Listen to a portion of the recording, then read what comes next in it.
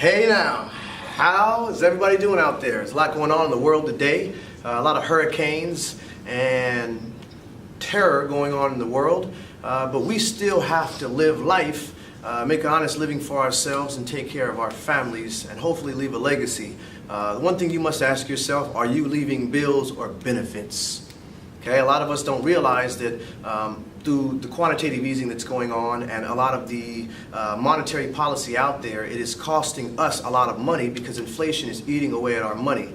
So the only thing that we can do is we can try to leverage what we have to be able to take and make more so that we do have more to go in and take opportunities that arise so that we can divest out of certain assets and certain mediums of exchange into others that are more innovative and showing more upside potential. For instance, right now we've seen in the current markets, the cryptocurrency sector has exploded to $180 billion in capitalization within the last year. Or not a year, but it's actually been since 2009. But the last year we've seen a big rise in the capitalization as liquidity has exploded, mainly because of its use and applications. I'm not here to really talk about cryptocurrency, even though I will go ahead and plug that I've been talking about it for years now, and this year it's seen a 900% growth, more than stocks and bonds combined.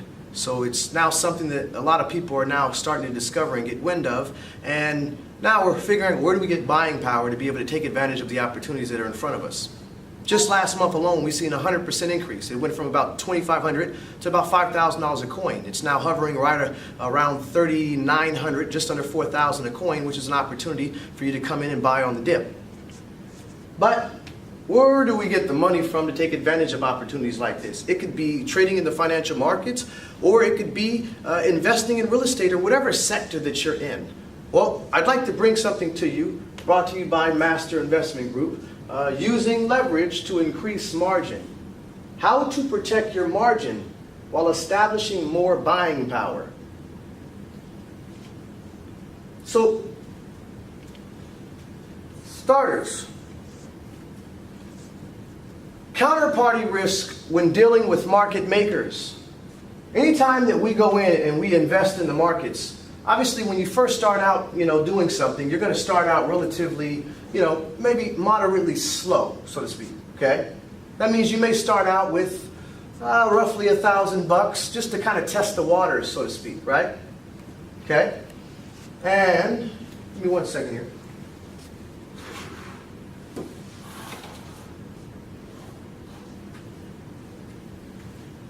So we go in and we put our money into a brokerage account. And when we put our money into a brokerage account, obviously we're introducing counterparty risk. The moment that I give my money to someone and they give me something of less value, right? Something that is worth less value than what I've given them, then I'm now introducing counterparty risk. The moment I give money to a broker, such as let's say FXCM, who recently was banned from the United States because of their unethical practices, if I give my money to a broker like FXCM and they collapse, for instance, all right, I lose my money. I lose my money because I've now given it to them and I've entrusted my money with them, and this introduces counterparty risk. It's not just what you invest in, it's who you invest with. A lot of us don't understand that we are investing in dollars, currency from various countries. If we're holding currency from our country that we live in, then this currency, if it happens to lose value, mainly because they're putting more in circulation, increasing the supply, and loses its purchasing power, I'm introducing counterparty risk because I'm giving them something of value in exchange for something of less value, or no value if we're talking these fiat papers. So, if I go in and I invest with a small amount, initially, I'm pretty excited. And I'm able to trade without any stress.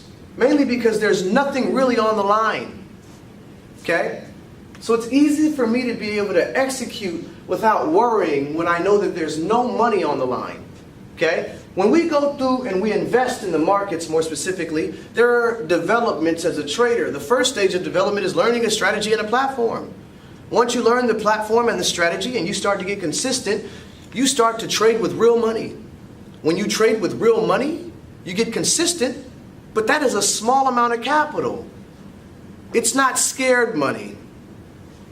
When you start putting everything on the line, it is a different scenario. Okay?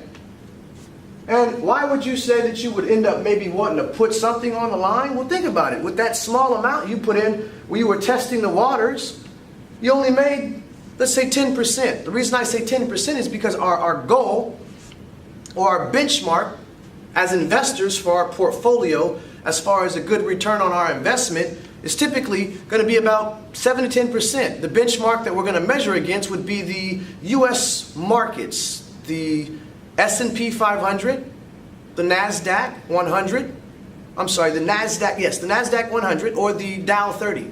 Okay? These particular indexes are going to be a gauge of how the U.S. markets are doing. If we're trading as a fund manager or an investor, our goal is to try to outperform or match the market. So if we're doing 10% annually, we should be happy with that. It's a lot better than what a lot of these CD accounts and bonds are paying us right now, unless we're talking high yield junk bonds. So in this scenario, when we start, it's a lot easier to execute with less pressure to perform because there's not much at stake. Okay? So what happens? Once we start realizing we're being consistent, we kick it up a notch. And what do we end up doing? Well, we turn around and we go to the broker with, let's say, $100,000 this time. You may refinance the house. You may go in and liquidate the 401k, or take your savings for that matter. Money that you should be using for retirement. Biggest misconception when it comes to investing is that retirement capital can be used to speculate. The only money that should be used to speculate in the financial markets is a risk capital. Money you can afford to lose that will not change the quality or standard of your living, your life. If I lose the money in the markets, it's not going to change my quality of life or my standard of living. If I put my retirement is for retirement. It's my nest egg. If it's my nest egg for the future, that means it can't be risk capital, because no one can afford to lose their whole retirement. So I go in and I'm putting this money on the line, and when I put my money on the line, I'm giving it to a broker. And the moment I give it to the broker, what am I doing? I'm entrusting him. I'm entrusting him with the money, and he's going to hand me a what? A certificate. A sheet of paper. Right? Stock certificate, bond certificate, account statement. Either way, it's not my money. I can't spend it. And if the broker or bank happens to collapse, my money happens to be gone. So you go in and all of a sudden, let's say that you trade well. You do a good job in your trading. But the broker happens to collapse. Just like what happened with FXCM. Okay? They didn't go bankrupt, but they were pushed out of the market due to unscrupulous tactics and practices, things of that nature. Okay? But it could be the broker collapsing, or it could be you losing the money due to over leveraging, or having a consecutive amount of bad trades that are causing big drawdowns in your account. Regardless whether it happens to be you losing the money or your broker collapsing and you losing the money, you're still left where? You're still left with zero. So it doesn't matter whether it happens to be the broker at fault or you at fault. You still have to explain to your family that the money that you had for their nest egg is no longer there. The very, very disturbing part that I find is that a lot of people have their 401ks invested in the market in stocks, and they're only long, and they don't have stop losses, and they don't use options buying puts to protect their positions. So a lot of this puts them in a situation where if the market experiences a big drawdown, a big drop, or a big correction, you end up losing a considerable amount of your portfolio. Because what are you? Fully vested in the U.S. markets. U.S. dollar, money in U.S. bank accounts, money with U.S. brokers, home on U.S. soil, and you probably own U.S. stocks and bonds. So in this scenario, where does this leave you? It leaves you with your head spinning. So I'm in a situation where whether I lost it or the broker lost it, I'm now broke or with a lot less money than I had before. And if you are like every other human being, because no one is exempt, what still comes? What is a constant in life? The need to be able to have food, clothing, and shelter. So that means the family's still going to be coming asking for money to pay for this. And also what else comes? The bills. Okay? And you're in a situation where you don't have the money because you did what? You speculated with it. If I am going to put up money that I have to use for retirement, that means the reward is nowhere near the risk. The risk outweighs the reward. Because if I'm going to have to go to the poorhouse in exchange for maybe making 3 to 1, 4 to 1, 5 to 1, it's not worth it at that point.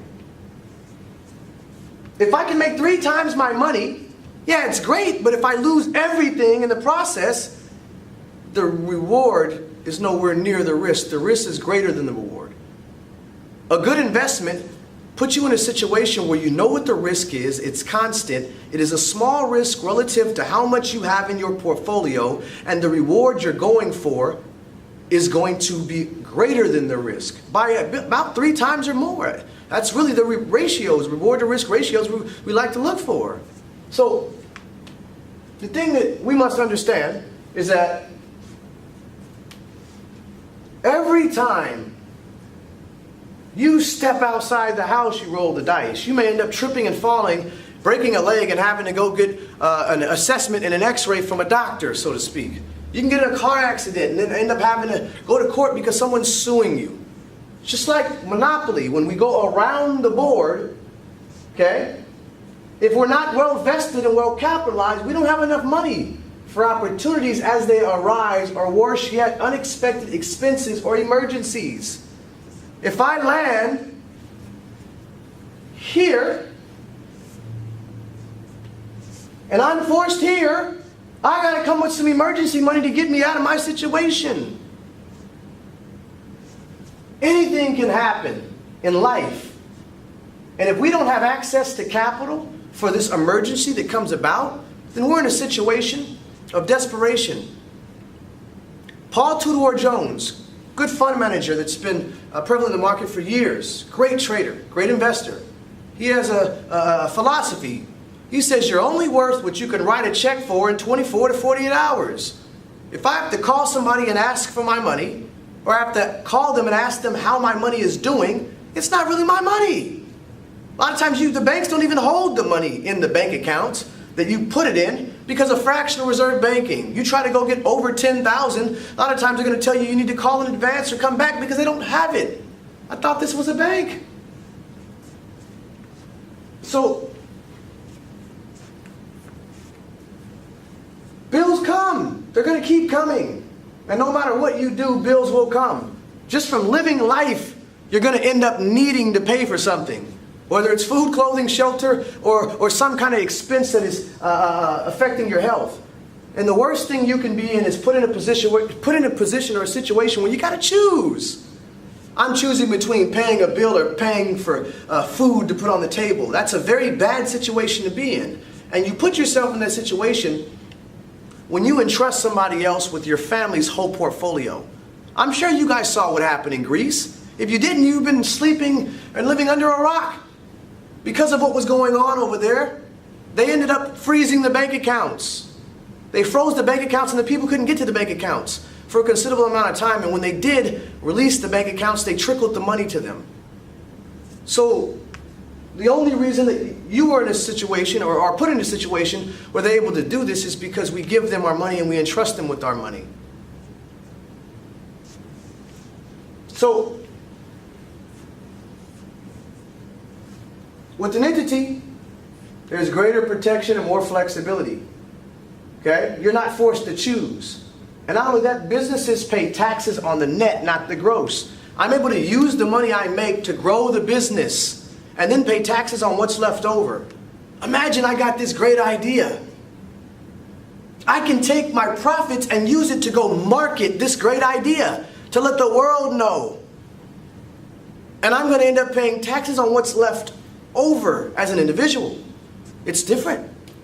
As an individual, I pay taxes on my gross. That means they put the hand in the cookie jar and get theirs before I even get mine's. So it's a little bit of a different structure. Most of the people in the United States pay most of the taxes. The corporations make most of the profit, but they don't pay most of the taxes. Now, this is a touchy subject. I'm a firm believer in paying taxes. We're not trying to evade taxes. You must pay taxes, but I want to make sure that I'm not paying more than my fair share. And a lot of times when we utilize different things like entities, so to speak, we can be able to kind of minimize certain things and be able to take some of that money and put it back into commerce and put it back into the economy to help our economy thrive. So, if we look, minimizing risk while increasing leverage allows you to go in and you can do the same thing that a lot of these central banks are doing. A lot of these central banks are using their bonds to create money. The money they then turn around and use to buy physical assets. So we too can put ourselves in the position of the banker or the banks by using our bond, our credit, to turn around and leverage under entities and go about getting capital to meet our business objectives. Okay? So here, I take this credit and I go in and I'm trying to now establish a line of credit with the bank. Okay? The bank gives me an approval if I've got a good FICO score or collateral. Collateral, it works wonders. I can use my money as leverage to be able to get access to more money. It's the same thing we're doing when we invest in the financial markets. If I go in the financial markets, the broker gives me 50 to 1 leverage in the US, 500 to 1 abroad. That means for every $1 in the US, he gives me $50. Abroad, for every $1, they give me $500. I can use this same philosophy to go inside the bank and establish a credit history if I don't have the credit, just by putting up my capital. And why would I want to do this, you might ask? It's a lot better for me to take my money and leverage it to build more buying power and still have money to invest in the financial markets, rather than taking my capital and putting it with a broker and only investing in the financial markets without having the ability to build on leverage and increase my buying power. Okay? So, in this scenario, I'd be pretty happy and ecstatic, okay, if I'm able to put myself in a situation where I'm using instead of using my capital, I'm using bank capital. Because again, even if I wanted to use my capital, when I get to an unsecured position, I can use my 100,000 and the bank's 100,000. But it's a lot easier for me to just use bank capital and take my money and allocate it for my future in my true wealth bucket. Okay? So this is money in hand that I now have that I can utilize to speculate in the markets. If I've got a good FICO score, again, I can utilize this on my business without any collateral. Better yet, if I have a business that's established with 2 years history and just a good FICO, typically they give me a line of credit without much documents requirements. Okay? Money in hand. So, kind of speed up there. Give me 1 second. Go back. Pause it. So, that's more buying power with no counterparty risk. So, you can see here in this scenario, I would take my line of credit. In this case, in this example, we're saying it's from Chase. And I'm going to go to Owanda, and I invest my 100,000 with Owanda. And let's say again, in this scenario, I'm just giving you a hypothetical worst case scenario, okay? Doesn't mean that you always lose money in investing, etc. Even though most people, a great percentage of people that invest in the markets lose money, the point here is you can lose your money not just from, again, over leveraging or having a consecutive amount of losses in a row. You could lose your money from the broker actually taking your capital once you invest it with them and trade with them, and then they go in and they make their own investments as well. It could be with your capital or it could be with their own capital. It doesn't matter whether it's your capital or their capital. If they're in a situation where they end up over leveraging themselves or making bad trades and can't meet their capitalization requirement, or just end up going bankrupt, you're in the situation where you end up losing your money too. Okay? But in this particular scenario, it's not your money on the line that you've lost. It's bank capital. And you're okay with that because it doesn't change your quality of living. So instead of your money being at risk, okay, which can put you in a situation where you're in the poorhouse if you lose it all, it is OPM at risk. Other people's money. And if something happens, you're still in a good enough position to continue your life and take care of your family as you did before. What is it easier to recover? Is it easier for me to recover $750,000 that I've amassed my whole life as an adult? Worked hard, slaved and toiled for? Or is it easier for me to replace my 750 FICO score? Better yet, what's a FICO score worth when the banks aren't lending in a geopolitical or uncertain economic climate like the one we're seeing today?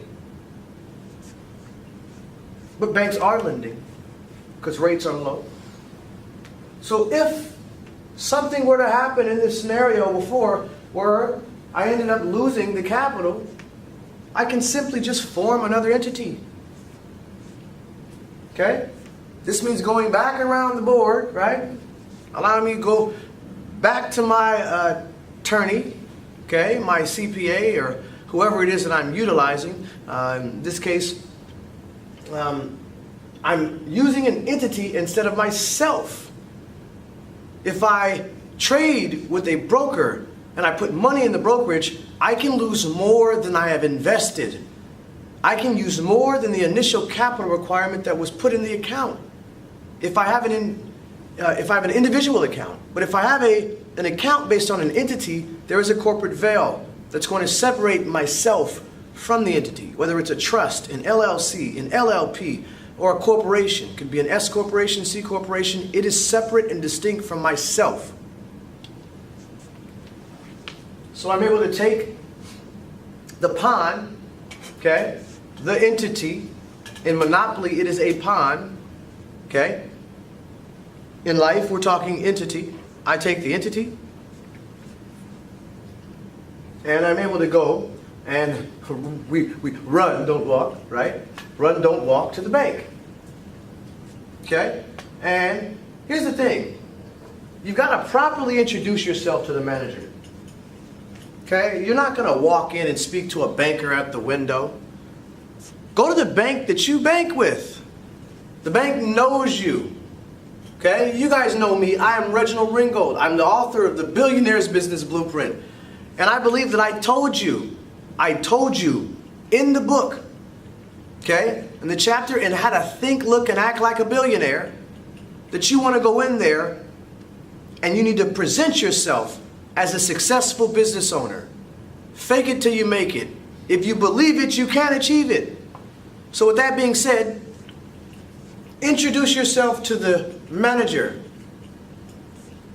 Have him take you out to lunch or dinner. And you don't pay because he has more vested interest in you.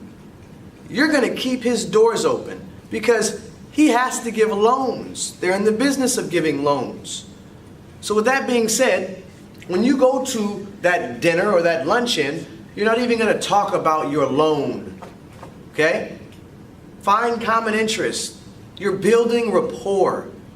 He knows you. You've got money with this bank. You've probably been banking with them for a long time. When you go in and you build rapport, he's going to let his guard down. I'm not even going to talk about the loan. At the end of the business meeting, I'll tell him, hey, I'm going to have my secretary deliver my package sometime this week. You're not going to have a rush in there the next day and deliver it the next morning. You'll get to it because you are a very busy, successful CEO. Now, it's very important that you understand not to sit and ask for the business loan. You're interviewing them, okay? That means you're asking them what they can do for you. Why should you take the loan from this bank when you can go down to the street to the next bank? What makes them better than the next bank? So when you're doing this, you're competing. You're making them compete against each other instead of you're trying to compete for their business. So at this point, once again, this is money in hand, okay, that can be used to speculate and invest in the financial markets. So at this point, you would open up a new brokerage account with the capital, okay, the line of credit, and then you're able to go in and do what? Speculate. Roll the dice again. What do you have to lose? If I'm a real estate investor, I can go in and I can buy another house. Leverage is a very powerful tool. If you think about the origin of the word leverage, you hear the word lever. Lever gives you an edge or an advantage. I have an acronym in my book, Billionaire's Business Blueprint. I believe it was in chapter 2, if I'm not mistaken, where I talk about an acronym for leverage, which is leverage exacts very excellent results always gained effortlessly. Leverage exacts very excellent results always gained effortlessly. If I'm a real estate investor and I've got $100,000 to invest in property, and I take my $100,000 and I use all of it to buy one property. Now I've got all my eggs in this basket. This property has to appreciate, or I've got to fix it up to be able to get a good return on my investment. But it's this or nothing. The next opportunity that arises, I can't take advantage of it because my money is tied up in this one property. I had to put up a big amount of capital, a big amount of margin, so to speak, because there was no leverage. If I'm a real estate investor who comes in and I'm using 10% of my capital, that means 10% of my 100,000, I could basically go in and get a loan from the bank for the remainder of it and still have 90,000 of my capital left to take advantage of another opportunity when it arises. I can do it 10 more times, multiply my capital by 10 times, instead of being stuck on that one property or one situation or one business for that matter. Leverage allows you to multiply things and increase the profits without increasing the risk involved. So, understanding leverage and utilizing it effectively can be the difference between outcome A, okay, and outcome B. Outcome A, funny thing in the game of in a Monopoly, they've got chance cards. On this particular chance card, it says that you've got to pay every board member $50.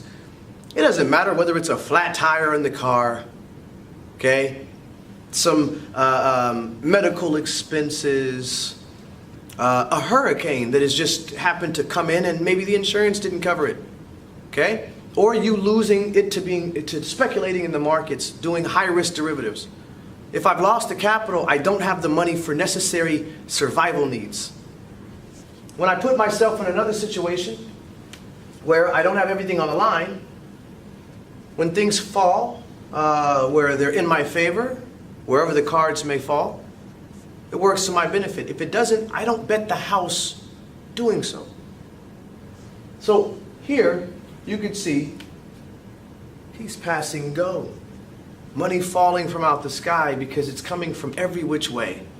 Because if you show good stewardship with the capital that these banks are giving you, and you show your ability to service that debt, they'll be lining up to lend you more. Because they're in the business of lending money to businesses. Because businesses use money to make more money. individuals use money to pay off debt, to go on vacation, or to get into more debt, which is risky to the bank who's looking to make low-risk investments. Just as you as an investor are looking to make low-risk investments that have a high potential for a great reward. So, be a big deal. How do we be a big deal? Well, we must understand resources and leverage and utilize the resources that are infinite before we go and exhaust the resources that are finite. It's Gresham's law. So, the pawn that you were given in the game of Monopoly is one pawn. Okay? This pawn is symbolic of your life. You only get one life in the game of life, as you only get one pawn in the game of Monopoly. So, you have to use it wisely. Understanding this, that we're not a cat with 9 lives. We don't hop out of a plane without a parachute, or off a bridge without a bungee cord, or into oncoming traffic unless we know that it's safe and clear. So with that being said, if we take a look at the pawn that we're given, the one pawn, which is our life, which is representative of the pawn you're given in Monopoly, can you leverage your life? No. The only way you can leverage life is through employing somebody else and leveraging their time, right, and their hard work and energy, or slavery, which has been outlawed in the Constitution unless it's voluntary. But leverage, you can't leverage your life. Is your life or pawn irreplaceable? Yes. It cannot be replaced. You can't get another pawn in the game of Monopoly unless the game ends. Once you go bankrupt, you're out of the game until a new game starts. In the game of life, once you lose your life, it's over, it's done. So we don't play around with it. Okay? Is it replaceable? No. Is it easily replaceable? No. Is it limited in resources? Yes. Now I want to explain this grid and how it actually works so that you guys can actually understand it. If it's red, irregardless whether it says yes or no, if it's red, it is a negative to you and your situation. If it's green, irregardless whether it says yes or no, it is a positive to you and your situation.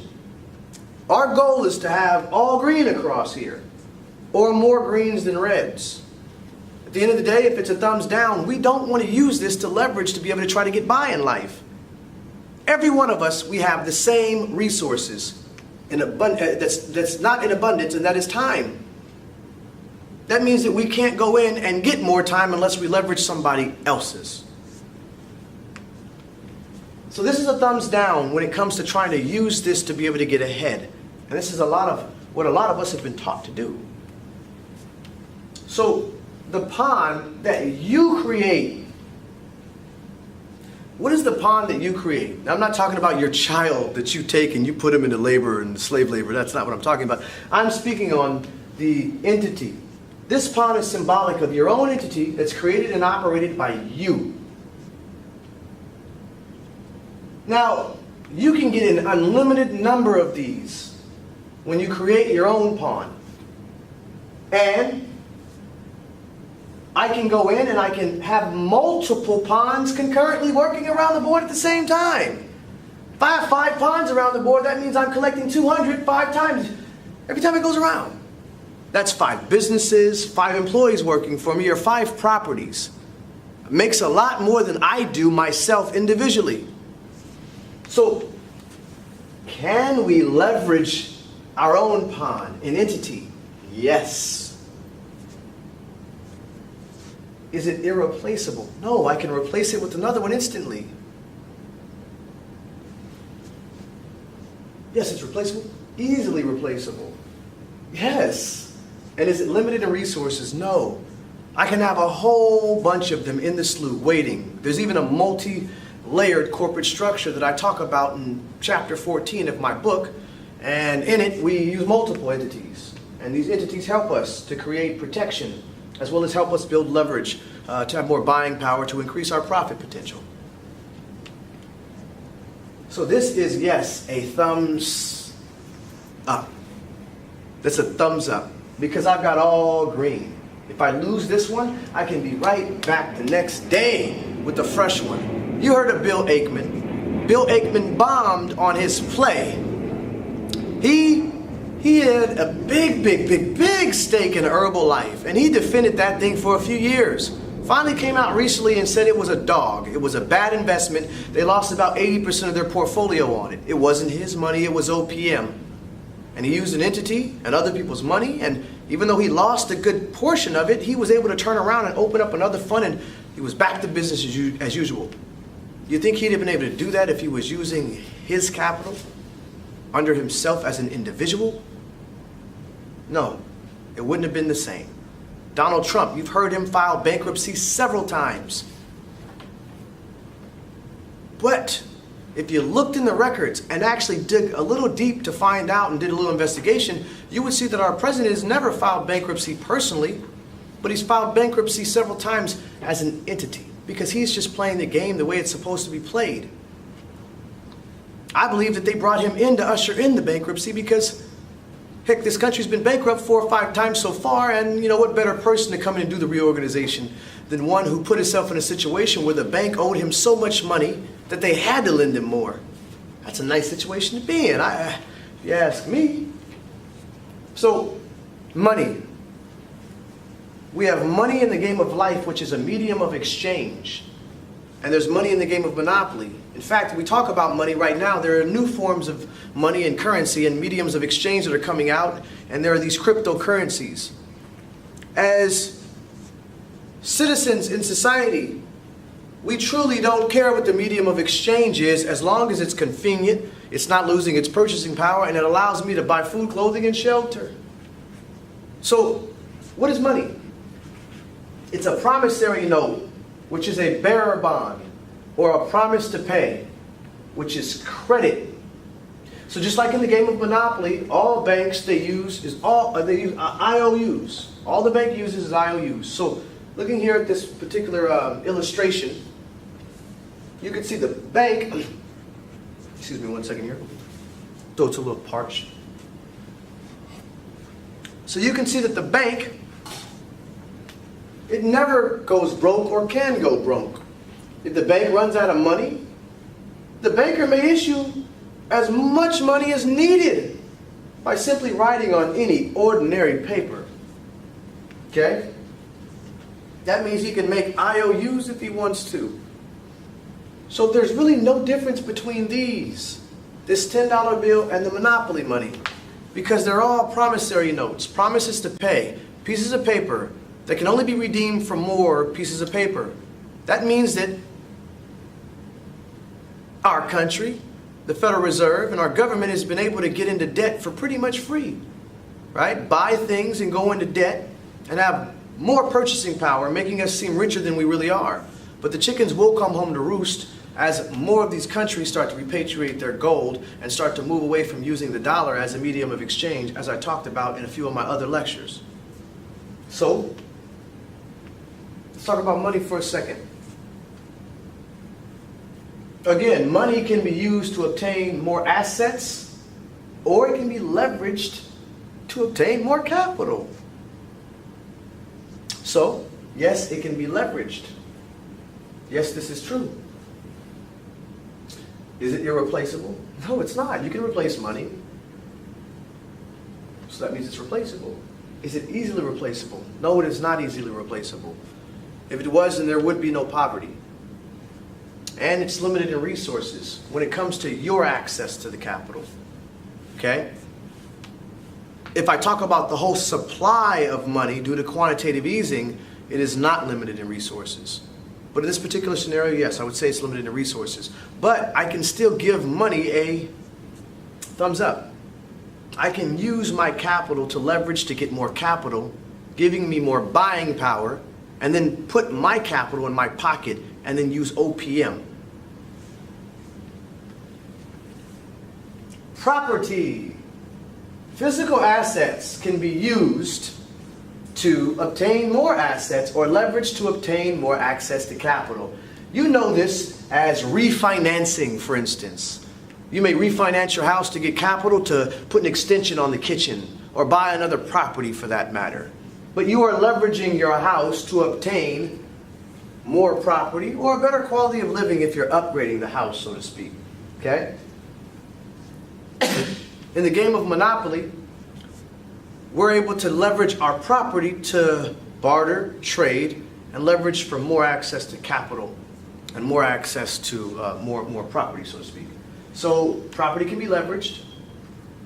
Is it irreplaceable? No, you can replace property. Meaning it's replaceable. Is it easily replaceable? No, it is not easily replaceable. And is it limited in resources? Yes. Okay? But I would still give this a thumbs up. Okay? It is still a thumbs up because you've got more green than red here. And this works to your benefit. It's replaceable. Okay? And it can be leveraged. Now, let's take a look here at credit. Bond. Sean Carter, some of you may know him as Jay-Z. He came out with his recent work, which is his CD. It was 444. And in this CD, it was a metaphor for a lot of different things, but in his song called The Story of OJ, he said that, do you know what is more important? I won't say the particular line he had said before this, but he said, credit. Credit is very, very important. He spoke on credit being more important than a lot of the things that we hold value or put value to, so to speak. Credit allows us to get access to more money, to create a better standard of living and a quality of life for our family and our heirs. Again, we want to leave benefits, not bills. So, money is a promissory note, which is a bearer bond or a promise to pay, which is credit. So just like banks are able to create money by using their bond, which in essence is their credit, we too can be put in a position of power by using our credit to create money. So, all green, all across. Credit can be leveraged. It is not irreplaceable, meaning it's replaceable. Easily replaceable, yes, and it's not limited in resources. So I too can come in and use my bond to create IOUs, which put me in a situation to have more of these to go out and handle business. As long as I can make $2 and I only have to pay $1, that leaves me with what? $1 in my pocket. That's a thumbs up. So, let's talk about time and energy. We all have 24 hours in a day, no matter who we are. Same time. The more time you spend stuck in one place, you are not moving forward or making any progress. You can't leverage your time. Okay? The only way you can leverage your time is by creating passive residual income. That means you're making money in your sleep. If I'm making money in my sleep, as time passes, I am being paid. As I start living, just by living life, I am being paid. So that means I'm letting my money make money for me instead of time. Kevin O'Leary, he's a very famous fund manager. He's from the show Shark Tank. And he said that we must treat our money like soldiers at war. We don't send them to fight battles that we don't believe they can win. And when we do send them to fight battles, we want them to come back. And not only do we want them to come back, we want them to come back with prisoners. A lot of us, we send our money off to die at war. It doesn't come back with prisoners. It doesn't even come back. Your money is one of the most jealous beings on this planet. If you don't pay attention to it, someone else will. And eventually it'll leave you. So you better start taking good care of not only your health, but your wealth. Energy. Instead of toiling and burning the midnight oil, I can preserve some of this energy to spend it with my family. A lot of us, we spend time and energy trying to get fiat currency. And it's backwards. Energy, it can't be leveraged. It's not irreplaceable. It's replaceable, but you have to give time just to replenish it. I burn all my energy. I've got to sit down for a while to charge up. So that means it's not easily replaceable, and it is limited in resources. So that's a thumbs down for time, and that's also a thumbs down for using our energy and our resources. And this is exactly what most of us have been taught in our school system, to exchange our time for money. If you just flip the very equation and start exchanging your money for time, you go from being the employee to the employer. Insurance card. The Federal Reserve. What if the bank runs out of money? It doesn't. Some players think the bank is bankrupt if it runs out of money. It never runs out of money or goes bankrupt. To continue playing, it uses slips of paper to keep track of the player's banking transactions. Until the bank has enough paper to operate again, the banker can use any ordinary pieces of paper.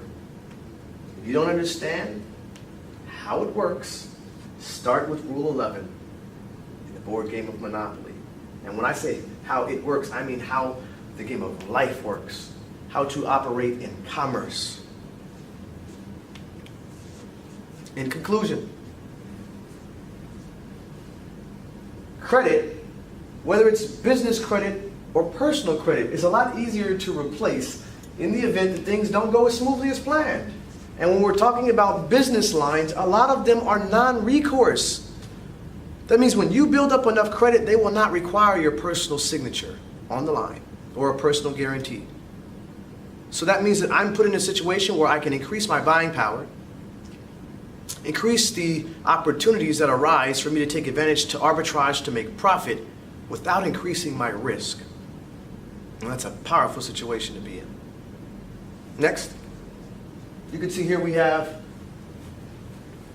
your capital. Your capital, on the other hand, as for most of us, we took a long time to amass this capital. A lot of us, we spent our whole adult lives to amass our wealth and our portfolio that we are supposed to be leaving to our children. And if we amass enough, hopefully they can leave some for their children. So this capital is supposed to be put away for retirement. It's not risk capital. Okay? So retirement capital is not risk capital. Risk capital is not retirement capital. Period. Risk capital is money that you can afford to lose without changing your quality of life or standard of living. Retirement capital, it's capital that cannot be put up. And you can't run the risk of losing your entire portfolio or retirement without putting yourself in a situation where you got to go back to work. It happened to a lot of the people that invested with Bernie Madoff. It happened to a lot of the people that had their 401ks in with Imran, and recently to the professional traders that were trading with MF Global. I can go down the list. So, using your initial capital to build leverage through lines of credit is safer and more efficient use of your capital. And it allows you to build leverage and more margin capital without increasing your out-of-pocket margin requirements, which in essence increases the opportunity for you to take advantage of objectives, again, without increasing risk. So, it's up to you. Be a big deal. Get started. Start where you are now. I'd like to say peace, salem, shalom, salutations.